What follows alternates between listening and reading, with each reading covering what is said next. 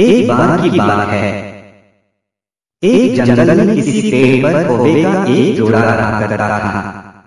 वो दोनों खुशी खुशी उस पेड़ पर जीवन बसर कर रहे थे। एक दिन उनकी इस खुशी को एक सांप की नजर लग गई। जिस पेड़ पर कौवों का घोंसला था, उसी पेड़ के नीचे बने पेड़ में सांप रहने लगा था। जब भी कौवों का जोड़ा दाना चुगने के लिए जाता, सांप उनके अंडों को खा जाता था और जब वो वापस आते तो उन्हें घोंसला खाली मिलता था, लेकिन उन्हें पता नहीं चल पा रहा था कि अंडे कौन ले जाता है। इस प्रकार से कई दिन निकल गए। एक दिन कौवे का जोड़ा दाना चुगकर चल दिया गया तो उन्होंने देखा कि उनके अंडों को बिल में रहने वाला एक सांप खा रहा है। इसके बाद उन्होंने पेड़ पर किसी ऊंचे स्थान पर छुपकर अपना घोंसला बना लिया।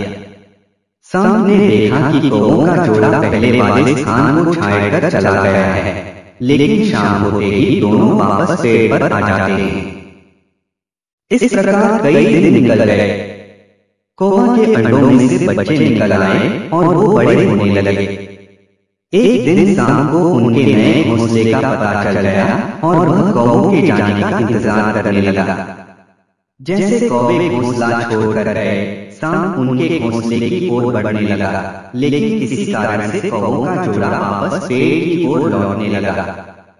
उन्होंने दूर से ही सांप को उनके घोंसले की ओर जाता देख लिया और जल्दी से वहां पहुंचकर अपने बच्चों को पेड़ की ओर में छुपा दिया। सांप ने देखा कि घोंसला खाली है तो वह कौवों की चाल समझ गया और वापस बिल में जाकर सही मौके का इंतजार करने लगा। इसी बीच कौवे ने सांप से पीछा छुड़ाने के लिए एक योजना बनाई। कौवा उड़कर जंगल के बाहर बने एक राज्य में चला गया। वहां एक सुंदर महल था। महल में राजकुमारी अपनी सहेलियों के साथ खेल रही थी। कौवा उसके गले में से मोतियों का हार लेकर उड़ गया। सभी ने शोर मचाया तो पहरेदार हार लेने के लिए कौवे का पीछा करने लगे।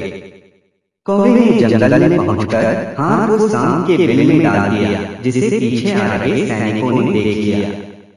जैसे ही सैनिकों ने हाथ निकालने के लिए बिल में हाथ डाला तो सांप फुंकारता हुआ बाहर निकल आया। सांप को देखकर सैनिकों ने तलवार से उस पर हमला कर दिया, जिससे सांप घायल हो गया और अपनी जान बचाकर वहां से भाग गया। सांप के जाने के बाद कौवा अपने परिवार के साथ खुशी खुशी रहने लगा। हमें इस कहानी से यह सीख मिलती है कि कभी भी निर्बल का फायदा नहीं उठाना चाहिए, साथ ही मुसीबत में समझदारी से काम लेना चाहिए।